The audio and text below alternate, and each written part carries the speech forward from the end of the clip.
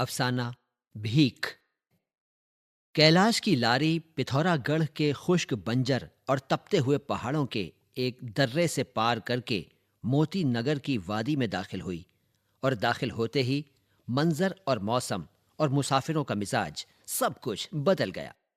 सामने एक तरफ नंदा देवी और त्रिशूल की बर्फपोश चोटियां चमक रही थीं, और दूसरी तरफ ढलवां पहाड़ों पर सेब, नाशपाती और आलूचों के बागों की हरियाली थी, जो पहाड़ों के सिलसिलों से जीना बजीना उतरती हुई नीचे जाकर घने दरख्तों और नामालूम तारीकियों में गुम हो जाती थी।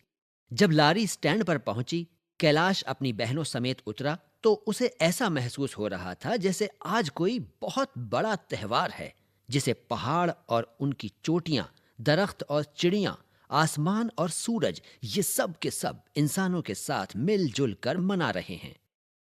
इस खुशगवार मंजर में कैलाश ऐसा खोया कि उसे अपनी सख्त बीमारी की वजह से जिंदगी की तरफ से जो मायूसी थी, वो बिल्कुल दूर हो गई, और ऐसा महसूस होने लगा जैसे आसमान को चूमने वाले पहाड़ इशारों में कह रहे हैं कि हमारी शानदार, साफ व शफाफ और दिलकश दुनिया में बीमारी और मुसीबतों का क्या काम। लारी स्टैंड से एक सड़क बल खाती हुई झूमती झामती आबादी की तरफ जाती थी। उसने कैलाश को ऐसा लुभाया कि वो नौकर से जो असबाब को उठवाने में लगा हुआ था, ये कहकर कि मैं डाक बंगले की तरफ चलता हूं, रवाना हो गया। रास्ता बहुत दिलकश था और हर मोड़ कुदरत की नित नई फैयाजियों से माला माल था। कुछ दूर निकलकर कैलाश एक पत्थर पर बैठ गया, एक प्याली चाय पी, कुछ देर सामने के मंजर से लुत्फ उठाया और फिर आगे की तरफ चल खड़ा हुआ। रास्ते में एक बाग में एक आदमी ताजे सेबों को चीड़ के बकस में बंद कर रहा था। उसके पास दो मुसाफिर खड़े थे, जिनमें एक 10-11 बरस की खूबसूरत सी लड़की थी। वो दोनों फल वाले से हंस हंस कर बातें कर रहे थे। कैलाश उधर देख रहा था कि इतने में पास से एक आवाज आई। बाबूजी, थर्मस मैं ले चलूं? कैलाश ने मुड़कर देखा। 12-13 बरस की दुबली पतली लड़की खड़ी थी और बड़ी बड़ी मजलूम और मायूस आंखों से देख रही थी। थर्मास वाकई कैलाश को भारी मालूम हो रहा था। उसने वो लड़की के हवाले कर दिया और फिर उस फैयाजी से जो कुदरत ने उस वादी के साथ दिखलाई थी, पूछने लगा, कहाँ रहती हो? लड़की ने नीचे की घनी तारीकियों की तरफ इशारा करके कहा, वहाँ, बहुत नीचे। माँ बाप क्या करते हैं? अ, मर गए। "अम, तुम क्या करती हो?" अ, कुछ नहीं। क्यों? अ, बच्चा कुछ नहीं करने देता। बच्चा? क्या तुम्हारा बच्चा भी है? लड़की इस बदगुमानी पर हंस पड़ी और कहने लगी, मेरा 2 बरस का भाई है जो बहुत दिख करता है। हर वक्त खाना मांगता है। रात को ना वो सोने देता है और ना डर। सफ़ा 31। डर? इस वादी में किस चीज से? अब मेरी कुठरिया का दरवाजा टूटा हुआ है। रात भर मैं डरती रहती हूँ कि कोई आकर हमको खा ना जाए। कैलाश के दिल में दया उबल पड़ी। नौकरी करेगी? कोई रखे तो क्यों ना करूं। मैं तो बहुत मेहनत से उसकी सेवा करूंगी। अच्छा, मैं रखूंगा तुझे भी और तेरे छोटे भाई को भी। लड़की हैरत जदा होकर कैलाश को देखने लगी। बापूजी, सच? हाँ, सच, बिल्कुल सच। लड़की थोड़ी देर तक हैरत जदा रही, फिर उसकी आंखों में आंसू आ गए और वो कैलाश के पांव पर गिर पड़ी और शुक्रगुजारी से बाबूजी बाबूजी करने लगी। उसके मुंह से और कुछ न निकला। सफ़ा 32। रजनी खुशी के मारे रात को सो न सकी। जरा जरा देर के बाद उसकी आंख खुल जाती थी और हर बार वो करवट लेकर टूटे किवाड़ों की दराजों से झांकती थी कि पहाड़ों के ऊपर आसमान पर सुबह की सफेदी तो नहीं नजर आ रही। आज उसका रोजाना वाला खौफ कि कहीं रात को कोई भयानक शक्ल वाली चीज उसकी कोठरी के टूटे फूटे दरवाजे से घुसकर उसको, उसके सब भाई बहनों को सोते में खा न जाए, दूर पहाड़ों में छिप गया था। उसके सामने सुख से भरी हुई सुबह थी और फिर ऐशो आराम से भरे हुए दिन और रात। रजनी ने अपने पांचों भाई बहनों पर नजर डाली, जो कंबलों के गूदड़ के नीचे एक दूसरे से चिमटे हुए बेखबर सो रहे थे। रजनी सोच रही थी कि जरा देर में सुबह हो जाएगी और फिर अपने भाई बहनों को लेकर 500 फीट की चढ़ाई चढ़कर बाबूजी के पास पहुंच जाऊंगी। फिर क्या, रोटियां मिलेंगी, पहनने को भी मिलेगा और रात को ओढ़ने को भी, और डर से बहुत दूर किसी कोठरी में सोने को जगह मिलेगी। आखिर सुबह करीब आ ही गई और उसके 2 साल के दुबले पतले सूखे साखे भाई लल्लू ने चीख मार कर रोना शुरू कर दिया। आज रजनी ने सुस्ती नहीं दिखलाई और जल्दी से उसे पेशाब करा लिया, वरना होता तो ये था कि वो यूं ही दिन चढ़े तक पड़ा रहता था और फिर जब उसका बिस्तर रजनी को भीगा हुआ मिलता था तो वो लल्लू को धुनक कर रख देती थी। आज रजनी ने सिर्फ इतना ही नहीं किया कि उसे पेशाब करा लिया, बल्कि उसे प्यार भी किया और बहलाया भी। ये चीज लल्लू के लिए कुछ इतनी अजीब सी खुशी लेकर आई कि वो रात भर की भूख को भूल गया और अपनी टूटी फूटी बोली में बातें करने लगा। जिस वक्त मोती नगर की पश्चिम की चोटियों पर धूप की पहली चमक नजर आई है, उस वक्त तक 6 बच्चों का यह काफिला 100 फीट पहाड़ पर चढ़ चुका था और बहुत थक चुका था। हवा ठंडी थी, तेज थी और मुखालिफ थी। इस वजह से बच्चों को खाली पेट ऊपर चढ़ने में बहुत दुश्वारी हो रही थी। लल्लू कई मर्तबा रो चुका था और रजनी के हाथ से इस पर पिट भी चुका था। रजनी ने जरा देर उसे गोद में भी लिया था, लेकिन 12 बरस की लड़की जिसे पेट भर खाना न मिलता हो, कैसे 2 साल के बच्चे को लेकर दूर तक जा सकती थी। इसलिए लल्लू चल सके या न चल सके, उसे चलना तो पड़ेगा, वरना रजनी मार मार कर रास्ते ही में खत्म कर देगी। उस वक्त तो वो कुचली हुई नागन की तरह बिफरी हुई थी। उसे सख्त कोफ्त थी कि ये 2 साल का हड्डियों का ढांचा, मैं जहां जाऊं या जो काम करूं मेरी राह में हायल रहता है। अब देखो, इस वक्त ऐशो आराम की दुनिया सिर्फ 400 फीट ऊपर है। अगर ये ना होता तो मैं कब की वहां पहुंच चुकी होती। सफ़ा नंबर 33। रजनी का गुस्सा देखकर कल्लू, जो लल्लू से 2 साल बड़ा था, और मुन्नी, जो 4 साल बड़ी थी, सहमे हुए थे और हाँप हाँप कर एक एक कदम आगे बढ़ रहे थे।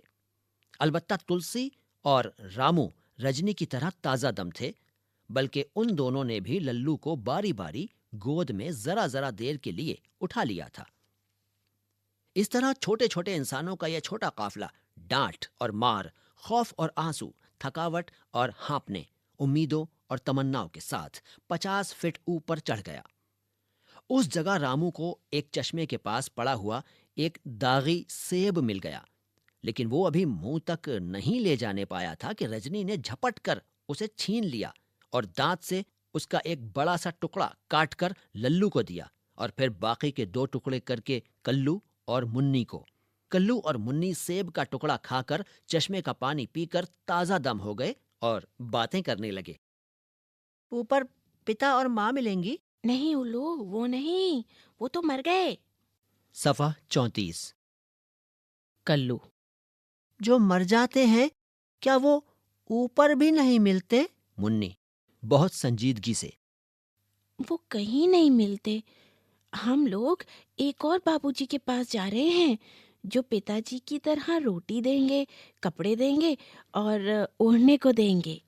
उन दोनों की बातें सुनकर न जाने क्या हुआ कि रजनी पिघल सी गई। उसने उन दोनों को और फिर लल्लू को प्यार किया और कहा, अब धीरे धीरे उठते बैठते चलेंगे। अब फिर ढारस देने लगी कि ऊपर पहुंचते ही बहुत सी रोटियां मिलेंगी, जिनमें गेहूं की भी होंगी। गरम कुर्ते और पाजामे मिलेंगे, चाय मिलेगी, सेब मिलेंगे। फिर बाबूजी के साथ हम लोग उनके देश चले जाएंगे, जहां बहुत आराम से रहेंगे। हाँ।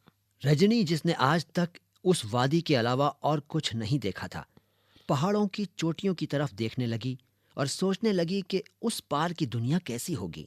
मगर जैसी भी हो, वहां रोटियां होंगी, कुर्ते पजामे होंगे और ऐसे घर होंगे जिनमें डर न लगता होगा। रजनी अब अपने काफिले को लेकर मजे मजे ऊपर चढ़ने लगी।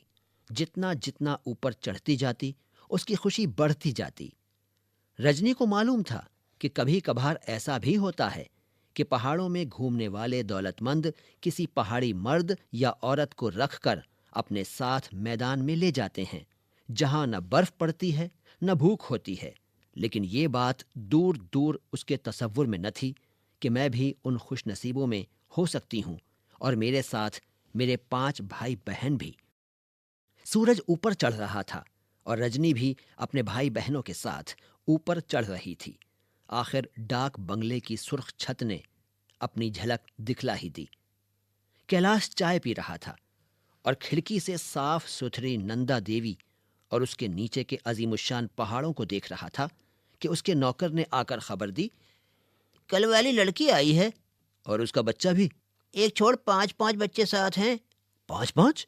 जी हुजूर। कैलाश ने बाहर आकर देखा तो रजनी खड़ी थी और उसके गिर्द बहुत से छोटे बड़े मैले कुचैले चुपड़े चुंधे बच्चे नाक से सुड़-सुड़ कर रहे थे और कीचड़ से लथपथ आंखों से उसकी तरफ देख रहे थे। सफ़ा 35। कैलाश ने रजनी के पास जाकर सख्ती से जवाब तलब किया, ये सब कौन है? रजनी कैलाश को देखकर इतनी खुश हुई कि उसने उसकी सख्ती की तरफ जरा भी तवज्जो नहीं की और चिल्लाकर कहने लगी, मैं इन सब को ले आई। अब ये सब आपके पास रहेंगे। ये मुन्नी है, ये लल्लू है, वो रामू है, वो कल्लू है और वो तुलसी है। कैलाश, सब तेरे भाई हैं? रजनी, जी हाँ, 2 भाई हैं और 2 बहनें हैं। रजनी जरा साफ सुथरी थी और उसकी सूरत में एक कशिश थी, लेकिन बच्चे तो सड़ी गली चीजों का ढेर मालूम होते थे। उनको देखकर कैलाश का जी मतलाने लगा और कल वाली रूमानी फैयाजी जो रात गुजर जाने से बासी हो चुकी थी, हकीकत पसंदी से बदल गई। और कैलाश सोचने लगा कि रजनी के साथ एक बच्चा होता, 2 होते तो मुमकिन था, लेकिन इतनों को कैसे पाला जा सकता है? ये सब हमारे छोटे से घर में कैसे रहेंगे? उनको खिलाया और पहनाया कहाँ से जाएगा? फिर ये बहती हुई नाकें, ये कीचड़ भरी आंखें, ये कोयला ऐसे हाथ पांव, ये बू और मैल। कैलाश की बहनें भी बाहर निकल आई थीं कि हम भी जरा भैया के मेहमानों को देखें। वो बोली, भैया इन सबको ले चलोगे? कैलाश ये सवाल सुनकर झुंझला गया और रजनी से कहने लगा, तूने कल क्यों नहीं बतलाया कि तेरे साथ इतनी बड़ी फौज है? सबको मैं कहाँ रख सकता हूं? ये सुनकर रजनी पर बिजली गिर पड़ी। इतनी बड़ी मायूसी का सामना उसने जिंदगी में पहली बार किया था। उसका चेहरा बिल्कुल सूख गया और आंखें अंदर डूब गईं, मगर मुंह से कुछ न निकल सका। उसके सब भाई बहनों का भी यही हाल हुआ। कल्लू तो फूट फूट कर रोने लगा। रजनी ने अपनी घिनौनी फौज को नफरत भरी आंखों से देखा, ऐसी नफरत जिसका तकाजा ये था कि इन सब को मार डालो या खुद मर जाओ। 5 मिनट के अंदर अंदर ये फौज नाकामी और नामुरादी को अपने फटे दामनों में लेकर पसपा हुई। लेकिन कैलाश के लिए आसान न था कि उनको यूं रुखसत करता। सफ़ा 36। उसकी दया जो मर गई थी, फिर कराहने लगी और पुकारने लगी कि कुछ तो करो। उस पुकार से निजात पाने के लिए कैलाश ने रजनी को पुकारा और 2 रुपए उसके हाथ में रख दिए। आह, 2 रुपए? इससे बहुत कुछ खरीदा जा सकता है। रजनी अपनी फौज को लेकर बाजार की तरफ भागी और एक दुकान के सामने सबको पूरियां खाने और खिलाने लगी। पहले 8 आने की पूरियां लीं, फिर 8 आने की और लीं, फिर 4 आने की और लीं, फिर और 4 आने की। इस तरह दोनों रुपए खत्म हो गए, लेकिन न भूख गई और न खाने की हसरत। दोपहर के बाद ये काफला खाली हाथ नीचे की तरफ थके दिल और थके पांव के साथ उतरने लगा और इस तरह कि बैठ गया तो उठने की जरूरत ही न महसूस की। सुबह जिन तारीकियों से निकल के आया था, शाम को उन्हीं की तरफ जा रहा था। सूरज भी डूबता जा रहा था और वो लोग भी उतरते जा रहे थे, मगर बिल्कुल खामोशी से।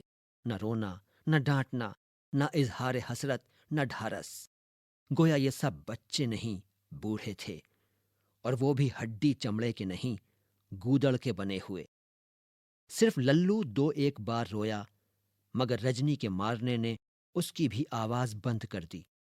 सूरज डूबने पर ये लोग उसी अपनी पुरानी कोठरी में पहुंचे जहां भूख थी और सर्दी थी, खौफ था और इन तीनों के सिवा कुछ न था। पहुंचते ही थकी हुई तुलसी ने आहिस्ता से कहा। भूख लगी है। फिर रामू ने भी कहा। फिर मुन्नी और कल्लू ने भी। दिल की उम्मीदों के साथ पेट की पूरियां भी गायब हो चुकी थीं। रजनी बच्चों को अंधेरे और भूख और डर की आगोश में छोड़कर पड़ोसियों की दया का इम्तिहान करने निकल खड़ी हुई।